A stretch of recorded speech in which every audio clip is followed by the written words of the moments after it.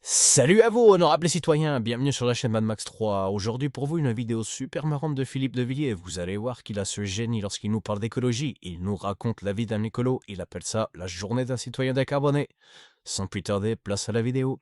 Bien sûr. Sandrine Rousseau qui nous dit qu'elle en a rien à péter en parlant des agriculteurs à propos de leur rentabilité et concernant la fameuse loi Duplon qui allège les contraintes sur les pesticides. Ce n'est pas le fond qui choque. Elle peut être en désaccord avec cette loi et il y a plus de 200 000 Français qui ont signé une pétition contre cette loi d'ailleurs. Très intéressant de voir ça. C'est la forme, bien évidemment. Rien à péter de leur rentabilité. Imaginez la morgue. Qui traduit un peu le fond quand même. Bah, vous avez entièrement raison. Philippe de Villiers est souvent inspiré quand il parle d'écologisme, avec mer vert, dit-il. Ouais. Et ça lui avait donné une envie, une sorte d'apologue. Il avait appelé ça la journée du citoyen décarboné. Écoutez. Mathéo, quand il se lève le matin, première chose, qu'il ouvre ses volets, il a en face de lui une prairie vide. Il n'y a plus de vaches. Il m'explique parce que aux 20h d'une grande chaîne de service public, le président de la Cour des comptes, qui est parfaitement dans sa fonction, comme vous allez le voir, Pierre Moscovici a expliqué qu'il ne fallait plus de vaches parce que les vaches pètent et que le méthane, c'est mauvais pour la planète. Va pour les vaches.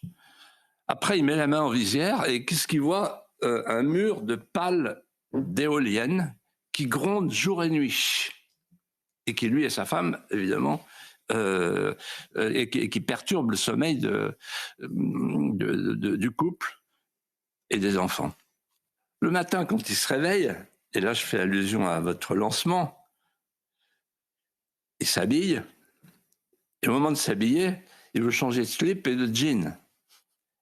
Et sa femme l'arrête, et elle ressort le tableau que vous avez montré, et dit non, j'ai vu dans le Parisien, le slip encore 3 jours. Un jour, porté un jour. Et le jean encore 30 jours. Oui, 15 à 30 fois. Ouais, donc il finira par tenir tout seul. Voilà. Et au moment de passer à table, sa femme lui dit non, il n'y a pas de repas. Alors d'abord, d'habitude, il va prendre l'apéro à midi. Là, il n'y a pas d'apéro parce qu'il n'y a plus de café. Le café a été remplacé par un kebab. Et il regarde autour de lui les voisinages et il voit l'usine qui se démonte, la mosquée qui s'installe, le porte-monnaie qui se vide. Il rentre et il dit à sa femme, Janine, on va manger quelque chose. Elle dit non, on ne peut pas. Il faut payer la TVA pour l'auto-entrepreneur. Bayrou. Et puis en plus, regarde la lettre du préfet qu'on vient de recevoir, on ne peut même pas louer la maison cet été.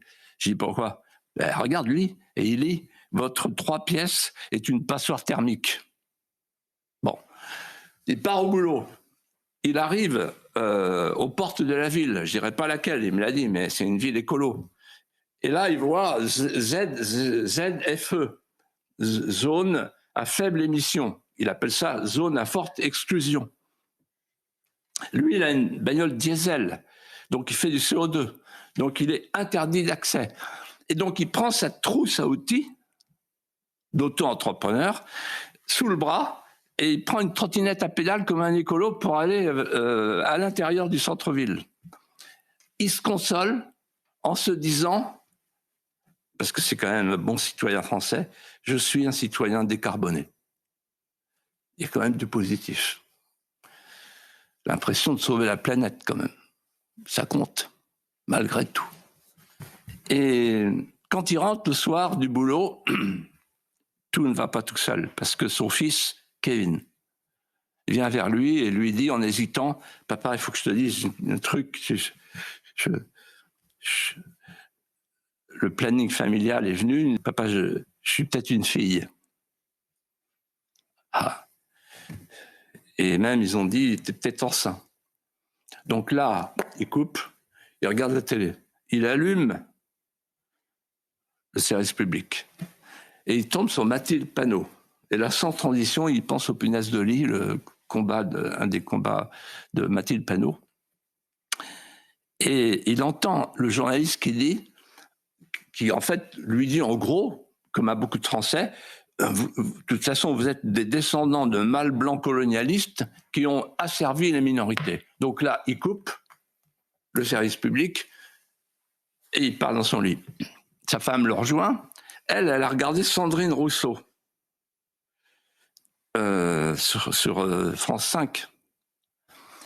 Et elle met une condition à tout commerce vespéral, c'est qu'il soit un homme déconstruit. Et quand il se retourne sur son oreiller, c'est plus fort que lui. Il se répète les phrases de Macron, tout ça, c'est la faute à Poutine.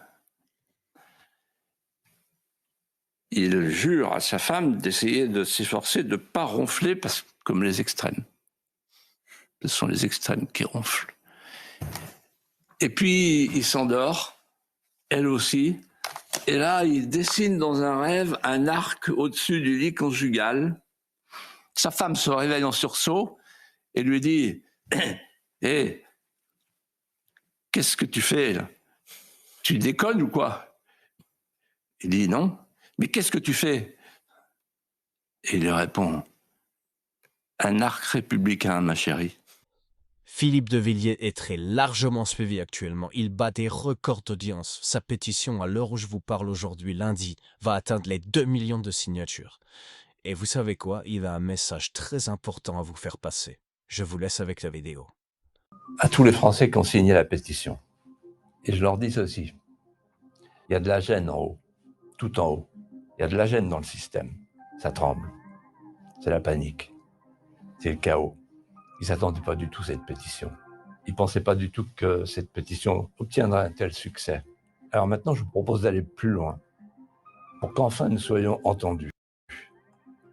On va être 2 millions lundi, après 2 semaines seulement. Vous avez été incroyables, admirables, volontaires. Et je vous propose d'aller plus loin. Si vous voulez que le système tremble davantage, qu'on finisse par obtenir ce qu'on demande, c'est-à-dire que le peuple français puisse reprendre en main son destin sur cette question existentielle, la question centrale qui commande toutes les autres, il faut m'aider. Et pour ça, il faut appeler vos amis, vos voisins, vos cousins, ou simplement des gens de vos relations dont vous savez qu'ils sont sensibles à la question de l'avenir de la France. Et vous leur dites, ne le laissez pas tout seul, face aux critiques, face aux colibés, face aux flashs au curare. Aidez-moi, croissez, multipliez-vous, signez en masse. Les amis, la vidéo touche à sa fin. Merci à tous les nouveaux abonnés. Ça fait super plaisir, hein, on est de plus en plus nombreux. Continuez à liker, à partager si vous en avez la possibilité. Et je vous dis à très vite pour une nouvelle vidéo. À très bientôt, salut!